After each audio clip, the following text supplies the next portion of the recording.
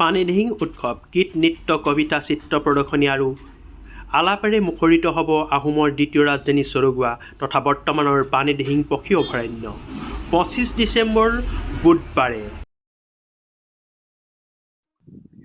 নমস্কাৰ বন্ধুসকল, আমি পোনপ্ৰথমবাৰৰ বাবে শিৱসাগৰ জিলাৰ ডিমৌৰ যি পানীদিহিং পক্ষীৰ অভয়াৰণ্য, এই পক্ষীৰ অভয়াৰণ্যৰ আচলতে পানীদিহিং ফেষ্টিভেল পাতিবলৈ গৈ আছো, যি ঠাই আচলতে আহোমৰ ঐতিহাসিক আহোমৰ দ্বিতীয় ৰাজধানী চৰগুৱাতে যি পক্ষী অভয়াৰণ্য আছে, সেই পক্ষী অভয়াৰণ্যৰ বুকুত আচলতে আমি 25 ডিচেম্বৰৰ দিনজোৰা কাৰ্যসূচীৰে আমি পানীদিহিং ফেষ্টিভেল পাতিব গৈ আছো। যিহেতু আমাৰ এই অঞ্চলটো আমি অনুভৱ কৰো যে অৱহেলিত আৰু এলাগী হৈ আছে, যিহেতু ইয়াতে আহোমৰ দ্বিতীয় ৰাজধানী চৰাইদেউৰ পিছতে 139 বছৰ দিন আচলতে ইয়াত ৰাজধানী পাতি আছিল আহোমসকলে। সেই ৰাজধানী আজি চৰ্চাৰ অভাৱত বা বিভিন্ন কাৰণত অৱহেলিত হৈ আছে, পাহৰণিৰ গৰ্ভত পৰি আছে। আৰু পানীদিহিং অভয়াৰণ্য পক্ষী অভয়াৰণ্যখনকো যেনেধৰণে গুৰুত্ব দিব লাগিছিল চৰকাৰে হওক বা বিভিন্ন কৰ্তৃপক্ষই, কোনো ধৰণৰ গুৰুত্ব নিদিয়া যেন অনুভৱ হৈছে। আৰু সেয়েহে আমি পৰ্যটকসকলক আকৰ্ষণ কৰিবৰ কাৰণে আমি নিজাববীয়া প্ৰচেষ্টাৰে আচলতে এই কাৰ্যসূচী হাতত ল'ব বিচাৰিছো। আমাৰ লগত আছে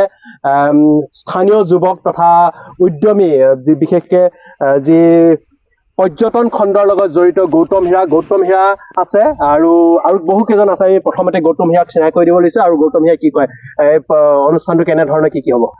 হয় চাওক, পানীদিহিং পক্ষী অভয়াৰণ্যত প্ৰথমবাৰৰ বাবে পানীদিহিং পক্ষী অভয়াৰণ্যৰ আমি একদম নিচেই কাষতে পানীদিহিং ফেষ্টিভেল আৰম্ভ কৰিবলৈ লৈছো। আৰু সকলোৱে জানে যে আচলতে এটা ফেষ্টিভেলে এখন ৰাজ্যৰ কেনেধৰণে পৰ্যটন ক্ষেত্ৰত অৰিহণা আগবঢ়ায়, আৰু সেই সুদূৰ প্ৰসাৰী চিন্তা আৰম্ভ কৰি আমি সৰুকৈ পানীদিহিং ফেষ্টিভেল আৰম্ভ কৰিছো। আৰু আমি কেইজনমান এই যি পানীদিহিঙক ভাল পোৱা যুৱক আছে, একত্ৰিত হ'বলৈ চেষ্টা কৰিম। মোৰ সৈতে পিংকু হাতীমূৰীয়া আছে, তেওঁৰ সৈতেও কথা পতাই দিম।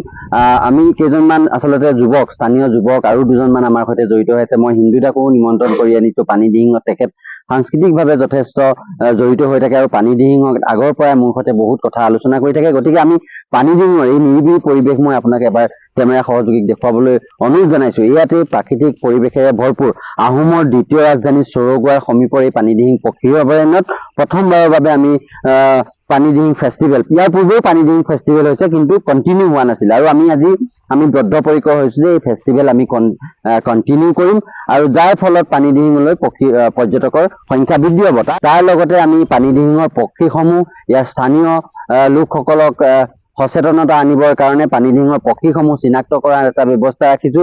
ইয়াৰ জৰিয়তে পানীদিহিঙত পক্ষী নিধন দূৰ কৰাৰ এটা ক্ষুদ্ৰতম প্ৰয়াস আমি কৰিবলৈ চেষ্টা কৰিছো। তাৰ উপৰি ইয়াত আমি যিবোৰ আমাৰ কালচাৰেল যি আমাৰ অসমীয়া যি চহকী সংস্কৃতি, সেই সংস্কৃতি উপস্থাপন কৰিবলৈ চেষ্টা কৰিম। বিভিন্ন ধৰণৰ ফ্ৰীলান্সাৰ ছিংগাৰ থাকিব, তেওঁলোকে নিজৰ ইচ্ছাৰে আহি ইয়াতে গীত গাব পাৰিব, সেইখন মঞ্চ আমি দিম। কিন্তু তাৰ লগতে আমি এটা কথা কওঁ যে পানীদিহিঙৰ পক্ষী যাতে কোনো ধৰণৰ ডিষ্টাৰ্বেঞ্চ নাহে, তাৰ বাবে আমি উচ্চ প্ৰাবল্যৰ চাউণ্ড চিষ্টেম ব্যৱহাৰ নকৰো। একেবাৰে নকৰো বুলি ক'লেও ভুল কোৱা নহ'ব। তাৰ বাবে আমি এটা চিন্তাধাৰা ৰাখিছো। পিংকু আছে হাতীমূৰীয়া, তেখেত জানে বুৰঞ্জীৰ ওপৰত যথেষ্ট দখল আছে, পানীদিহিঙত যথেষ্ট ভাল পায় তেওঁ, আৰু তেখেত আমাৰ সৈতে আছে। তেওঁ এজন এই আয়োজক কমিটিৰ এজন সদস্য, তেওঁ দুই এষাৰ ক'ব। হয়, নমস্কাৰ। আপোনালোক সকলোকে নিমন্ত্ৰণ জনাইছো যে 25 তাৰিখে আমাৰ এই অনুষ্ঠানটোত আপোনালোকে অংশগ্ৰহণ কৰক। যিহেতু আমাৰ শিৱসাগৰ জিলাৰ ভিতৰতে পানীদিহিংখন বৰ্তমান অৱহেলিত হৈ আছে।